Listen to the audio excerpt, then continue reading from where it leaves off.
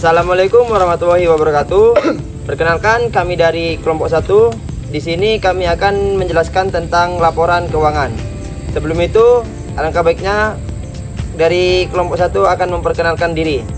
Perkenalkan, nama saya Muhammad Saturi, NPM 0555. Perkenalkan, nama saya Muhammad Toki Purwanto, NPM 0558. Perkenalkan, nama saya Hamzah Bidianto, NPM 0562. Perkenalkan, nama saya Pradana Arhardito Putra, NPM 0565. Perkenalkan, nama saya Afandi, NPM 0553. Perkenalkan, saya Irmawati Nadia Amelia, NPM 0595. Perkenalkan, nama saya Raihan Aljanna, NPM 0572. Assalamualaikum warahmatullahi wabarakatuh. Perkenalkan, nama saya Donwai Firmansyah, NPM 0586. Di sini saya akan menjelaskan pengertian analisis laporan keuangan. Analisis laporan keuangan merupakan suatu proses yang di dalamnya meliputi penelitian, identifikasi, dan perbandingan dari hasil laporan sebelumnya. Laporan keuangan tersebut kemudian akan dievaluasi dengan hasil laporan yang telah disusun di tahun-tahun sebelumnya agar bisa mengetahui kondisi finansial perusahaan dari tahun ke tahun. Melalui laporan finansial ini, pemimpin perusahaan bisa mengetahui kemungkinan masalah keuangan yang terjadi di perusahaan. Pastinya kesalahan serupa sebisa mungkin tidak terulang kembali di masa mendatang. Laporan keuangan sendiri terbagi menjadi laporan laba rugi, neraca arus kas, hingga perubahan modal. Jenis laporan ini nantinya bisa menjadi stakeholder seperti halnya investor. Berikut adalah 4 tujuan dalam menganalisis laporan keuangan. Tujuan analisis laporan keuangan. Tujuan utama melakukan analisis laporan finansial ini tidak lain adalah mencari alasan dasar dari keputusan strategis yang diambil dan untuk mengetahui informasi terkait nilai. Kedua, dijadikan bahan pertimbangan para investor untuk melakukan investasi pada perusahaan. Dan yang ketiga itu menjadi pedoman dalam mengambil strategi atau kebijakan pada sebuah perusahaan. Nah, dan yang terakhir itu bisa mengetahui seberapa besar potensi perusahaan dalam memperoleh keuntungan melalui pemanfaatan aset. Menganalisis laporan keuangan juga memiliki sejumlah manfaat bagi perusahaan. Berikut diantaranya adalah: untuk poin yang pertama, yakni memberikan sudut pandang yang objektif terkait solvabilitas dan juga kesehatan finansial bagi perusahaan dan lembaga keuangan yang berwenang dalam menentukan keputusan pinjaman. Untuk poin yang kedua, dapat membantu stakeholder internal maupun eksternal dalam mengenali keputusan yang tepat terkait investasi yang berdasar pada pendapatan yang diperoleh perusahaan dan profitabilitas masa depan. Nah, untuk poin yang ketiga, yakni poin terakhir, sebagai gambaran akurat tentang efisiensi kemajuan dan operasional yang mampu diperoleh perusahaan. Nah, hal ini berdasarkan keputusan masa lalu dan para pemangku kewajiban. Baik, saya akan menjelaskan cara analisis laporan keuangan. Pertama, pahami latar belakang perusahaan. Latar belakang data termasuk bidang usaha dan kebijakan akuntansi yang diterapkan oleh perusahaan.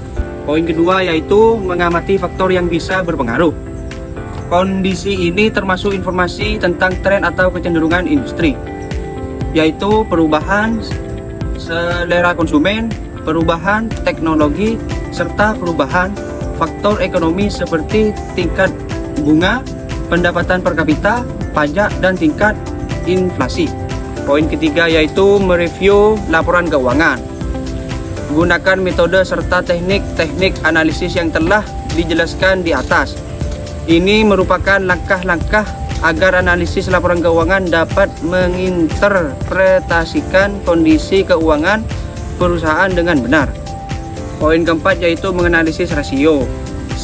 Tujuannya adalah memastikan bahwa laporan sudah menggambarkan data dengan jelas, relevan, serta sesuai standar akuntansi keuangan. Ada beberapa cara jenis laporan keuangan yang dapat dianalisis. Yang pertama, neraca. Di bidang akuntansi, neraca merupakan laporan keuangan perusahaan, di mana di dalamnya adalah informasi aset, kewajiban pembayaran ke pihak terkait mengenai operasional serta modal di periode tertentu. Yang kedua ada laporan laba rugi. Laporan ini akan memperlihatkan situasi finansial perusahaan, apakah sedang dalam kondisi rugi atau untung. Biasanya ada banyak catatan kerugian dan keuntungan perusahaan di dalam laporan ini. Dan yang ketiga ada laporan perubahan posisi keuangan atau arus kas. Laporan ini akan memperlihatkan akuntan atau manajer seperti apa kas perusahaan dipakai selama ini. Manajer bisa memantau semua sumber serta bagaimana penggunaan dana perusahaan. Dan yang terakhir ada laporan perubahan modal. Laporan perubahan modal akan menunjukkan penurunan atau peningkatan modal bersih di suatu periode. Pembuatan laporan ini memerlukan laporan laba rugi. Ini disebabkan karena akuntan harus memperhatikan minimal modal pada akhir periode sesudah dikurangi rugi atau laba perusahaan. Saya akan menjelaskan tentang metode laporan analisis keuangan. Dalam menganalisis laporan keuangan, tentu ada beberapa metode yang dapat digunakan.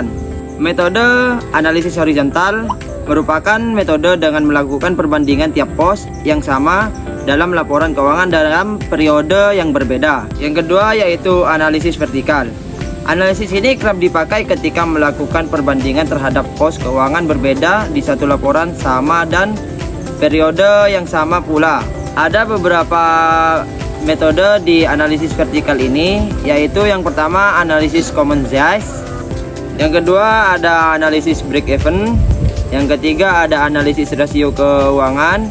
Di samping metode horizontal dan metode vertikal, ada satu lagi metode dalam analisis laporan keuangan, yaitu analisis industri. Sebelum melakukan analisis pada laporan keuangan, ada baiknya untuk memperhatikan beberapa contoh terlebih dahulu. Pertama itu ada analisis horizontal. Contohnya ada di sini ya. Contoh analisis horizontal sederhana, yaitu misalnya pada tahun 2020 PT Sinar Abadi memiliki pendapatan senilai 800 juta.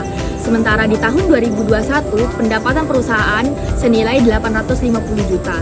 Jadi penghitungannya, pendapatan tahun 2021 dikurangi pendapatan tahun 2020 dan dibagi pendapatan tahun 2020 dikali 100%. Jadi 850 juta dikurangi 800 juta dan dibagi 800 juta dikali 100%.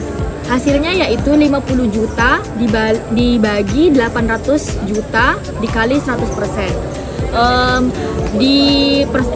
Dijadikan persen yaitu 6,25%. Maka pendapatan perusahaan PT Sinar Abadi mengalami peningkatan senilai 6,25% dari tahun 2020 ke tahun 2021. Yang kedua, contoh analisis vertikal. Di sini ya contohnya.